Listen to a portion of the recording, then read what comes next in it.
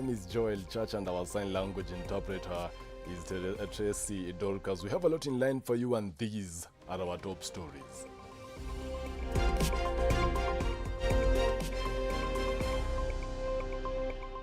Kuna watu wako na njama ati wanataka kusukuma kutoka serikali ya Jubilee iende pembeni. Mimi nawauliza, wakati tulitafuta serikali ya Jubilee, Mheshimiwa Uhuru Kenyatta alikuwa na mimi ama alikuwa na wale wakora wako na yeye sasa? Deputy President William Ruto warns of a plot to push him out of the Jubilee government in popularizing his hustler narrative in Baringo.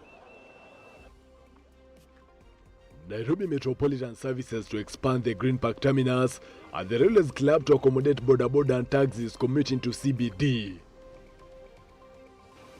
The United Kingdom's High Court rules against Uber, finding that drivers should be classed as employees rather than independent contractors.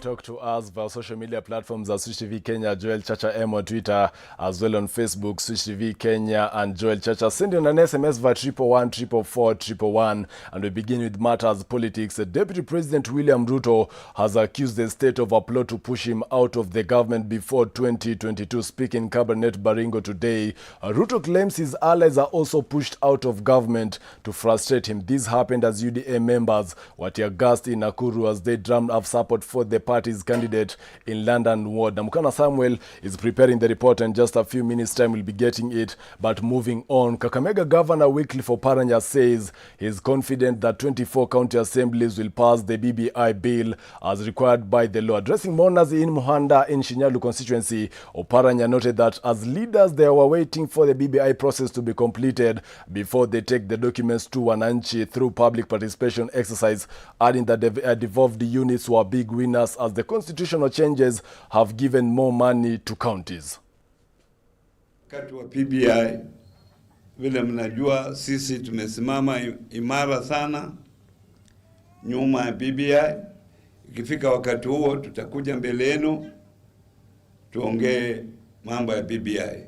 Saa hii PBI iko na county assembly zetu na ikitoka hapo itaenda kule parliament, Senate na National Assembly. Ikipita hapo ndio itarudi kwa wananchi kama sisi ndio sasa tuweke msasa wa kutosha. Kwa hivyo hata kama BBI iko na makosa kidogo, sisi tupitishe kwa ile uzuri wenye iko. To our first story, where the Deputy President William Ruto has accused the state of a plot to push him out of the government before 2022, and here is Namukana Samuel with the report. Deputy President William Ruto says he is aware of a plot to push him out of the Jubilee government in the escalating breakdown of the bromance with President Uhuru Kenyatta. Kuna watu wako na njama ati wanataka kusukuma kutoka serikali ya Jubilee iende pembeni. Mimi nawauliza, wakati tulitafuta serikali ya Jubilee, Mheshimiwa Uhuru Kenyatta alikuwa na mimi ama alikuwa na wale wakora wako na yeye sasa? Although he did not elaborate further on the plot, Ruto castigated the move, telling his supporters in Baringo today that he will not be forced out of a government he formed with the president. Deputy Governor wa Kisii was arrested. Ule Osoro akashikwa. Huyo mwingine anaitwa Omando ameshikwa.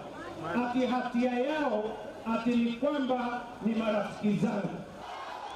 Ruto also defended his hustler national narrative, explaining that it is aimed at changing Kenya's economy model to a bottom-top approach to benefit the majority at the base of the pyramid.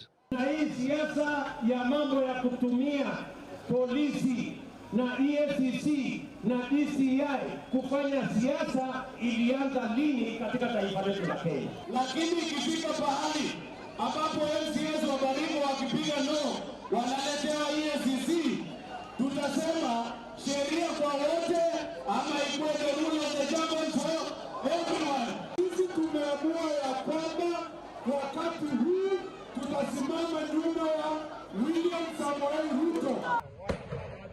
On the other hand, Deputy President William Ruto's allies were tear-gassed in Nakuru as they prepared to drum up support for the London-ward UDA candidate. According to reports, a handful of youth who had turned up for the rally pelted anti-riot police officers who were blocking a road leading to Paprigon Hotel, where the rally was to take place with stones. Namkana Samuel, Switch TV, Nairobi.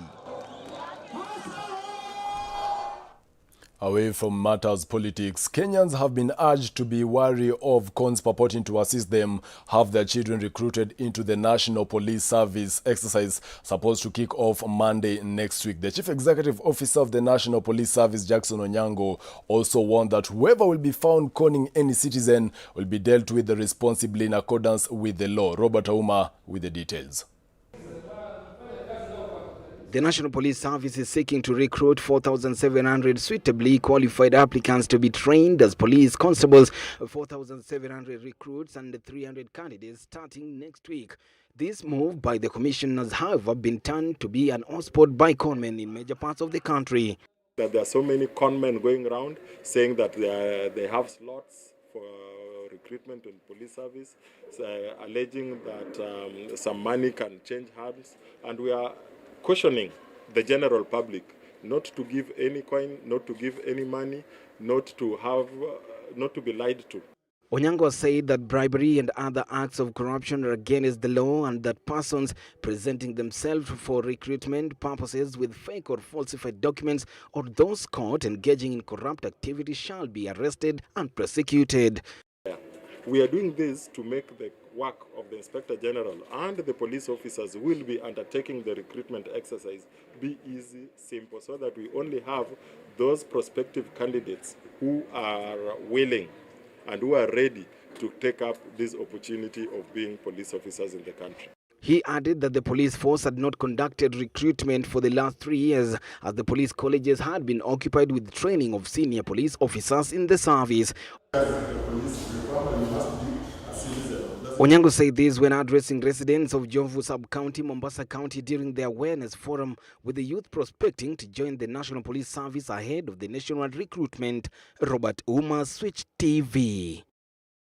Meanwhile, the Nairobi Metropolitan Services will be expanding the Green Park terminus at the Railways Club. The terminus, which was earlier set to accommodate matatus only, will now be open for boda and taxis commuting to the Central Business District. Majibu Kisao toured the terminus and filed the following report. Nairobi Metropolitan Services announced the expansion of the Green Park Matatu terminus here at the Railways Club to allow motorcycles and taxis to operate within the Central Business District. This terminus will host matatus operating along Gong Road and Langata Road, serving Kawangware, Kikuyu, Kibera, Langata, Rongai and Kiserian residential areas. Hii inaenda kwa stage. Na ikikuwa stage wase wengi watakuwa hapa. Tuseme mtu ametoka Western ama Ushago, mahali mbali, maybe akona mizigo amekuja hapa. Now, the expansion of the terminus will create space for motorcycles and taxis from the original plan that was meant to accommodate around 140 matatus only. So itakuwa poa pia watu wa boda wakipewa chance ya kuja kuchukua watu kutoka hapa wakiwapeleka maybe town ama destination nyingine ama stage nyingine yenye itakuwa imeundwa. Watu wa pikipiki pia tumeona wamepatiwa nafasi yao, na hiyo ni kitu ya maana sana. So President penye yako tunamshukuru sana kwa hii project. Those walking from this terminus into the CBD will also be safe as the cycleways will be fenced. Tukiongelea hii maneno ya cycleways, imekuwa ni kitu ya maana sana juu penye kuna magari watu wa baiskeli pia watakuwa wanapita, na ni vizuri hata hapo kwa cycleways itakuwa fenced, yenye itakuwa very difficult for accident kutokea in case ya gari. Roughly one and a half month, the project will be completed. The terminus will be in 2 parts, with the first part next to Haile Selassie and the other one along Bunyala Road, where people can also cross using the footbridge into the CBD. In addition to taxis and boda-bodas, the NMS will also avail buses that will ferry commuters from the Green Park to the Central Business District. However, our residents also have an alternative to use fenced cycleways to access the city center. All these are measures being put in place to ensure that they decongest the city. Majibu Kitsao for Switch TV. Still on matters transport, as the 1 billion shillings road project from Gatwanyanga to Munyu that will link up with the Garissa road starts to take shape, and as a way of decongesting Thika town, investors have been urged to relocate to Gatwanyanga, Munyu and Githima areas, as the 17 kilometers road that is expected to complete in 3 months will be a game changer in that region. These sentiments were given by Thika Member of Parliament Patrick Wainaina during the road project inspection tour with engineers from Kura. Wainaina also cautioned the area residents not to sell their parcels of land to a throwaway price, as the road construction has caused a demand for land to skyrocket in the area. Do not stay in town. This is now time to come and start acquiring land in Gatwanyanga, because Gatwanyanga is relatively cheaper. There is no need of everybody congesting in Thika town, in CBD. Now, this is the area to expand. Here you have got water, you have got now a good road, you are having electricity.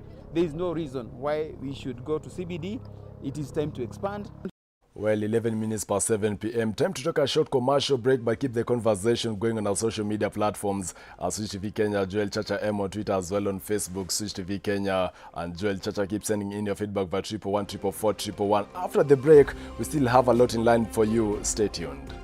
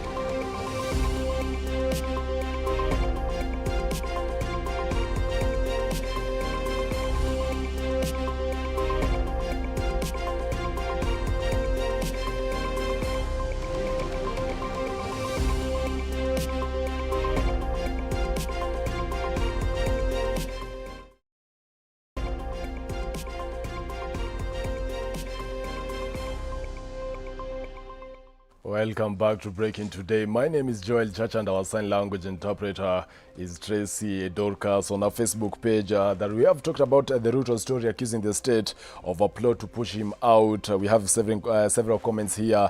Tobias Nyongesa saying, tell them to prepare for a new government of Ruto in 2022, saying he's watching from Kamukwa Market. Also saying, George Ugenya saying that the fact that I hate Jubilee government, but saying he enjoys seeing Ruto suffering, and it's his daily gospel dinner. And also, okay, I'll not mention this. Moving on, The Ministry of Health has announced 152 new COVID-19 infections from a sample size of 3,734 in the last 24 hours. The total number of confirmed cases in the country has now hit 103,993. Kagwe-led ministry also announced 8 recoveries and 4 deaths, pushing the total recoveries and deaths to 85,540 and 1,817 respectively. Moving on, and now as the world focuses on COVID-19, its awareness, prevention and treatment, other diseases have been sidelined, and now despite aggressive efforts to fight and create awareness on the HIV and AIDS,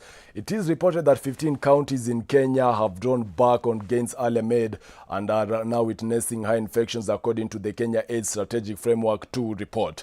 Our reporter Harry Chimea brings us the story of Juliet living with the HIV and AIDS and reports on the low awareness surrounding the condition. I have been living with HIV for 18 years, and I'm still alive and pursuing my dreams. HIV is not a life sentence. Brightly smiling and positive about life, Juliet Awar shares her story. I was infected with HIV at the age of 17. I was in high school, and my first boyfriend is the one who infected me with HIV.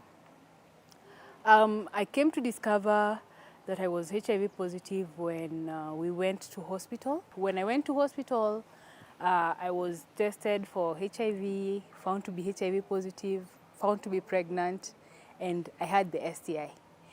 Having lost her child, suffering a stroke that caused disability on her right hand, and experienced stigma, she rose above her situation and says the challenges are numerous.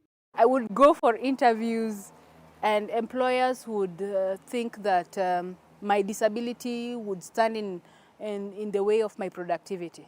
So I missed out a lot. I volunteered with very many programs, built my CV, but then my first real paying job was at 31. The other challenge is the self-stigma. The self-stigma is the one is what caused even my baby to die, because my baby must have gotten infected with HIV. Right now he would have been 18 years old. Then my self-esteem went low, even though I had achieved all these things. She now fearlessly advocates for those living with HIV and urges that the mass should be educated on HIV and AIDS. Douglas Kibanda, a HIV program coordinator, says stigma needs to stop and the discussions need to be revived so as to create more awareness. We have kind of more or less like immoralized HIV. And it's not that everyone gets HIV through that avenue. Majority of our young ones, particularly, you find that unfortunately may have gotten it even from things, ways such as mother-child transmission. So really, we want to remove that caveat that when you talk about HIV, it's associated with immorality. That's not the case. Right now, most of the new infections are within the age group of 15 to 24 years. These are our young people who need to be educated to understand that, yes, in that population, one may be vibrant, may be taking risks. But remember, HIV does not know your age bracket. Anyone will get infected.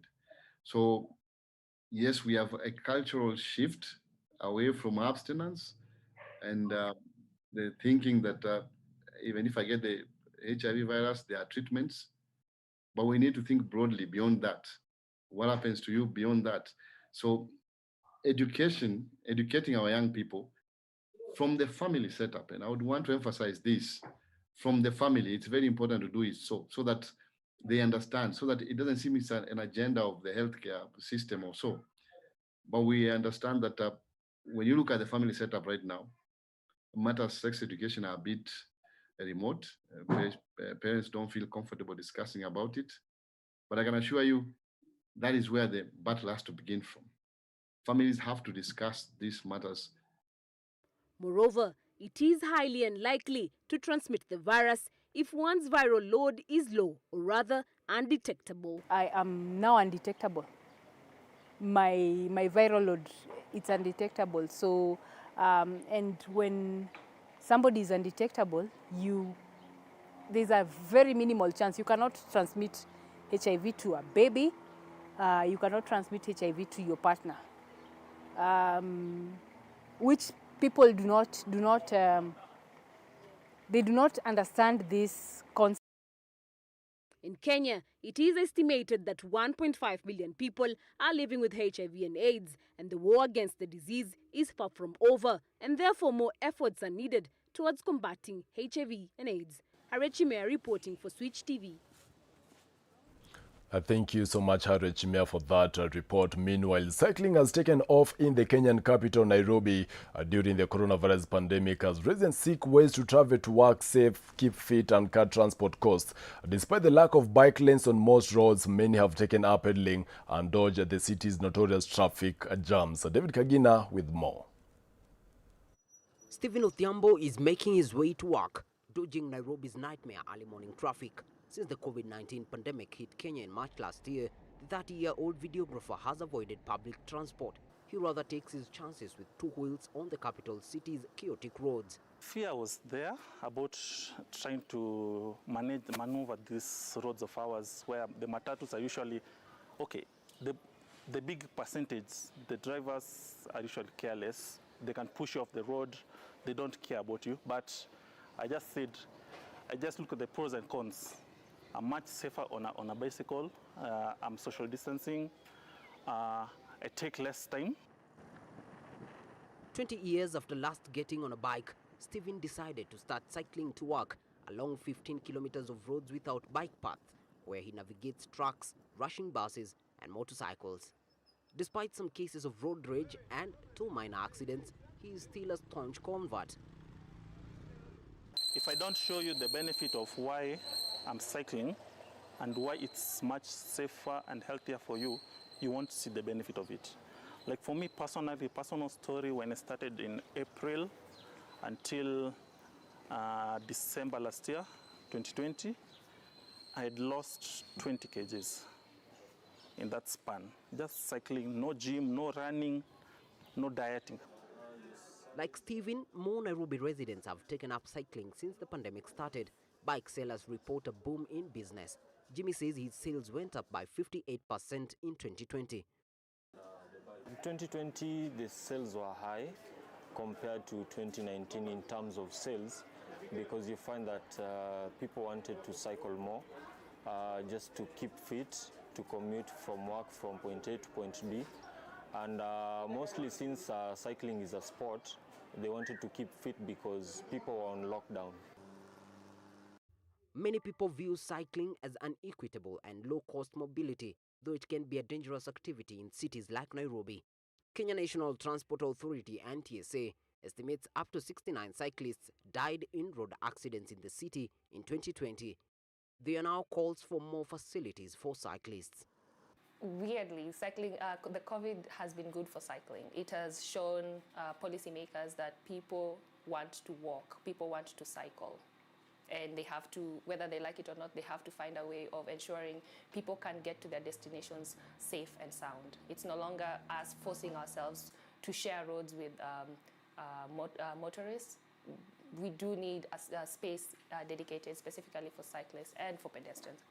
Nairobi has, however, begun a timid change. Authorities committed to allocate 20% of the road infrastructure budget to non-motorized transport in 2015. Today, bike lanes are being built in the business district. David Kagina, Switch TV, Nairobi. Well, that's the way to go, including David Kagina should be cycling to work from today onwards. Away from that, crossing borders now, the UK's High Court has ruled against Uber, finding that drivers should be classed as employees rather than independent contractors, a decision that is likely to affect a wide effect on the gig economy. Britain's Supreme Court on Friday ruled that Uber drivers should be classed as employees and not contractors following a years-long legal battle over improved working conditions. 7 justices at the nation's top court delivered the verdict, affecting the US ride-hailing and delivery giant that could have implications for the wider gig economy.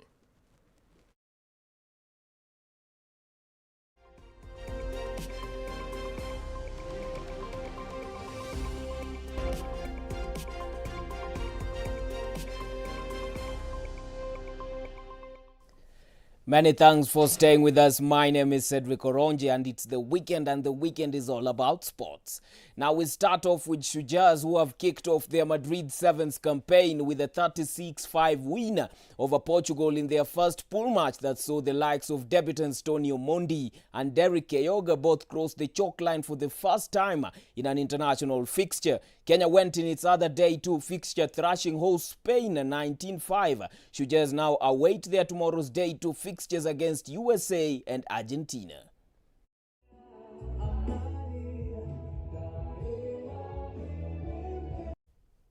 Now, Western bigwigs Kabras RFC have kick-start their Kenya Cup season with a big win against Kenya Harlequins in an enticing physical Sisimka Charity Cup encounter that saw Queens go down 29-10.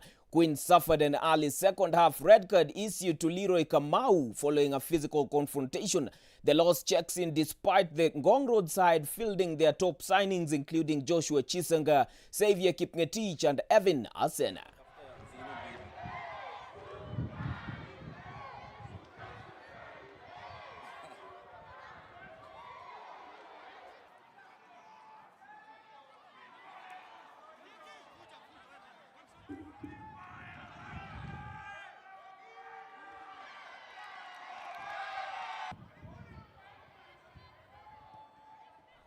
And still to some more rugby, New Zealand's Dan Carter, who won 2 World Cups and is the world rugby's record point scorer, has announced his retirement from professional rugby. The fly half, who is 38, won the last of his